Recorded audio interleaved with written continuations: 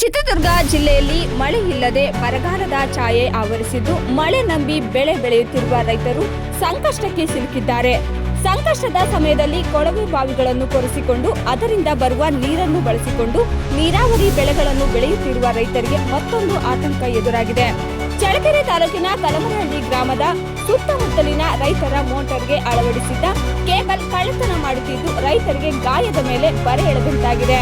ವೇದಾವತಿ ನದಿ ಅಕ್ಕಪಕ್ಕದಲ್ಲಿರುವಂತಹ ರೈತರು ಕೊಳವೆ ಬಾವಿಯ ಆಶ್ರಯ ಪಡೆದು ಬೆಳೆಗಳನ್ನು ಬೆಳೆಯುತ್ತಿರುವ ಸಂದರ್ಭದಲ್ಲಿ ರಾತ್ರಿಯಾಗುತ್ತಿದ್ದಂತೆ ಜಮೀನುಗಳಲ್ಲೇ ಕಾದು ಕುಳಿತುಕೊಳ್ಳುವಂತಾಗಿದೆ. ಈಗಾಗಲೇ ಸುಮಾರು ಇಲ್ಲಿನ ಹಲವಾರು ರೈತರ ಕೊಳವೆ ಬಾವಿಗಳಿಗೆ ಅಳವಡಿಸಿದ್ದ ಕೇಬಲ್ಗಳನ್ನು ಕಳ್ಳತನ ಮಾಡಿದ್ದು ಈ ಕುರಿತಂತೆ ಇಲ್ಲಿನ ರೈತರು ಚಳ್ಳಕೆರೆ ಪೊಲೀಸ್ ಠಾಣೆಗೆ ಮಾಹಿತಿಯನ್ನು ನೀಡಿದ್ದಾರೆ. ಪೊಲೀಸರು ಸಹ ಸ್ಥಳಕ್ಕೆ ಬಂದು ಭೇಟಿ ಮಾಡಿ ಪರಿಶೀಲನೆ ನಡೆಸಿ ಹೋಗಿದ್ದಾರೆ. ಆದರೂ ಕೇಬಲ್ ವೈರ್ ಕಳ್ಳತನ ನಿರಂತರವಾಗಿ ನಡೆಯುತ್ತಿದೆ ಎಂದು ಇಲ್ಲಿನ ರೈತರಾದ ರಂಗಸ್ವಾಮಿ, ಮೂರ್ತಿ, ರಘು, ಸಿದ್ದೇಶ ತಮ್ಮ ನೋವನ್ನು ತೋಡಿಕೊಂಡಿದ್ದಾರೆ.